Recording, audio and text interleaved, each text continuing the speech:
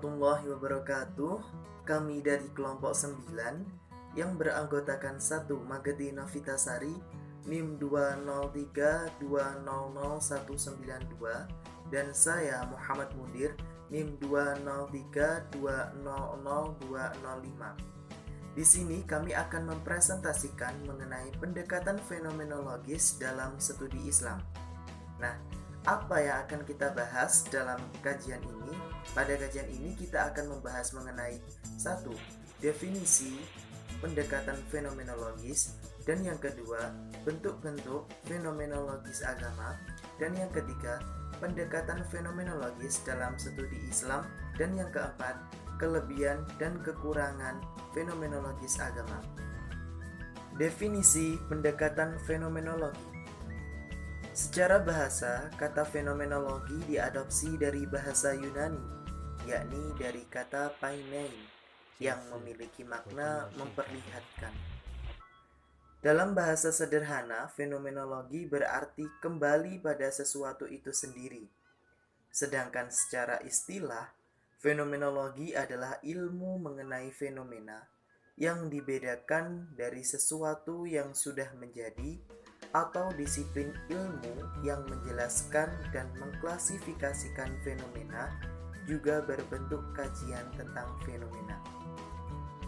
Nah, maka dengan demikian pendekatan fenomenologi adalah suatu kajian ilmu yang mempelajari fenomena yang tampak di depan kita dan bagaimana penampakannya. Hal ini bermakna bahwa pendekatan fenomenologi adalah bentuk pendekatan ilmiah yang berupaya mencari esensi atau hakikat di balik suatu kejadian. Dalam hal ini adalah manifestasi agama yang terjadi di dalam kehidupan sehari-hari manusia. B. Bentuk-bentuk fenomenologis agama. Bentuk-bentuk fenomenologis agama dibagi menjadi 2 bentuk. Yang pertama yaitu fenomenologis agama esensial dan yang kedua fenomenologis agama konkret. Bentuk yang pertama yaitu fenomenologi agama esensial, membahas struktur internal esensi keagamaan yang mencakup hal-hal yang sakral dan realitas mutlak. Fenomena esensial bersifat sinkronik, terlepas dari hukum ruang dan waktu. Fenomenologi esensial mendeskripsikan pengalaman keagamaan dalam persentuhan manusia dengan Tuhan yang Maha Mutlak. Fenomenologi esensial meneliti Islam pada intisari keagamaannya, sumber agama, nilai-nilai agama yang absolut dan universal terlepas dari ruang dan juga waktu. Dalam fenomenologi esensial, Islam ditangkap secara holistik, totalitas, dan langsung dengan menggunakan intuisi keimanan. Dalam pandangan Barat, esensi agama tidak dapat ditangkap dengan rasio, karena rasio dalam tata kerjanya cenderung memilah-milah realitas yang ditangkap. Rasio berajak dari premis-premis, berproses, hingga dapat ditarik kesimpulan. Pandangan Barat tersebut dapat dibenarkan pada satu sisi karena ada nilai keagamaan.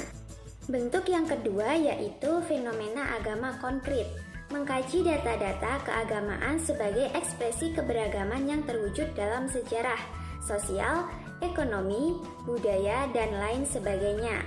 Fenomenologi konkret bersifat diakronik karena mengamati fenomena keagamaan termanifestasi dalam ruang dan waktu, dalam sejarah peradaban manusia.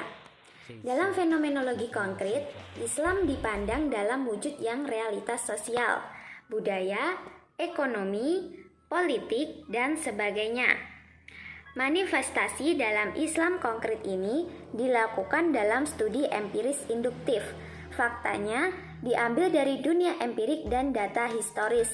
Dalam terapannya dapat digunakan berbagai metode fenomenologi seperti paradigma, naturalistik, etnometodologi, dan interaksi simbolik.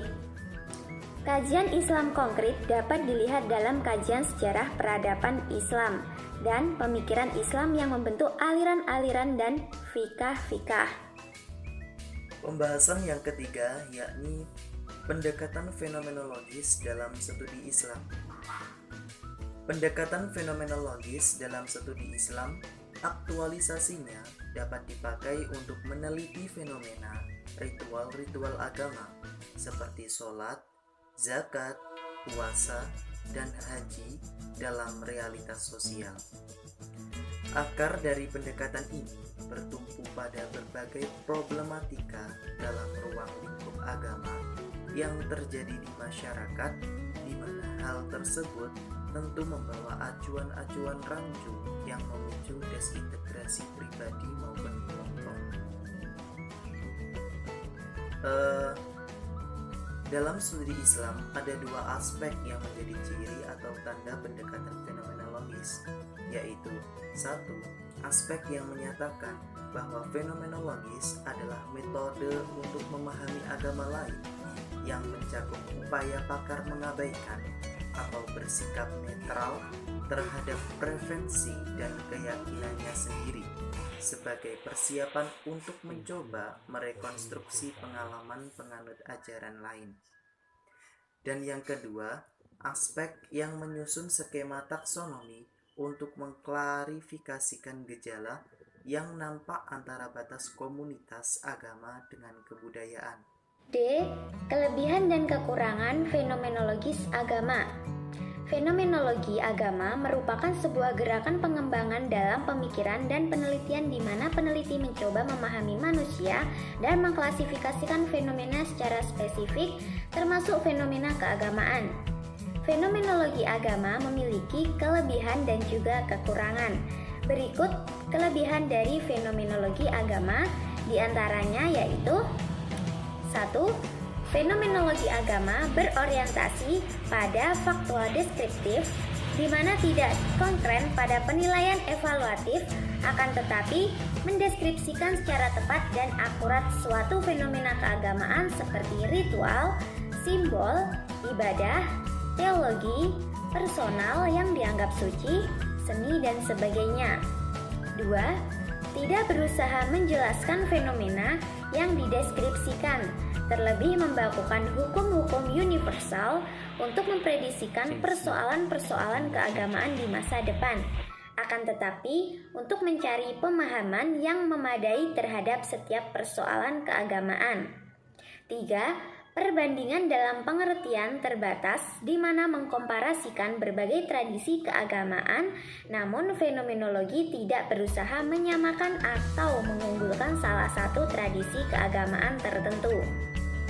Menghindari reduksionisme dalam arti murni memahami fenomena keagamaan dalam termososiologi, psikologi, antropologi, dan ekonomi saja tanpa memperhatikan kompleksitas pengalaman manusia, memaksakan nilai-nilai sosial pada isu-isu transendental dan mengabaikan intensionalitas unik para pelaku tradisi keagamaan. Terlepas dari beberapa kelebihan pendekatan fenomenologi, terdapat beberapa kekurangan untuk memahami esensi dari suatu pengalaman keagamaan dan manifestasi. Dalam hal ini, beberapa kritik terhadap fenomenologi agama diantaranya 1. Peranan deskriptif. Fenomenologi agama mengklaim pendekatannya deskriptif murni yang resisten terhadap campur tangan peneliti. Namun, tidak mustahil seorang fenomenolog memiliki kepentingan maksud-maksud tertentu dan dalam mengontrol data dan metode yang digunakan. Dalam hal ini kurang tepat jika fenomenologi diklaim sebagai pendekatan deskriptif murni. 2. Melihat peristiwa keagamaan tanpa melihat akan historinya. Fenomenologi agama dinilai cenderung memperlakukan fenomena keagamaan dalam isolasi sejarah, seolah-olah sejarah tidak diperlukan dalam menentukan relevansi fakta-fakta fenomena bagi praktisi agama. Dalam prakteknya, seringkali fenomenologi agama tidak mampu mengkontekstualisasikan fenomena-fenomena keagamaan yang dikaji. 3. Peranan intuisi. Kesulitan peneliti dalam hal ini adalah menentukan sisi yang benar dan dapat diterima, termasuk objektif, dan intuisi adalah sesuatu yang kontradiktif. Terlebih ketika menggunakan data-data yang bersifat intuitif untuk diverifikasikan dalam wilayah objektif. Persoalan empati. adanya kekhawatiran terjadinya konversi agama karena tuntutan untuk berpartisipasi langsung dalam praktek dan ritual keagamaan.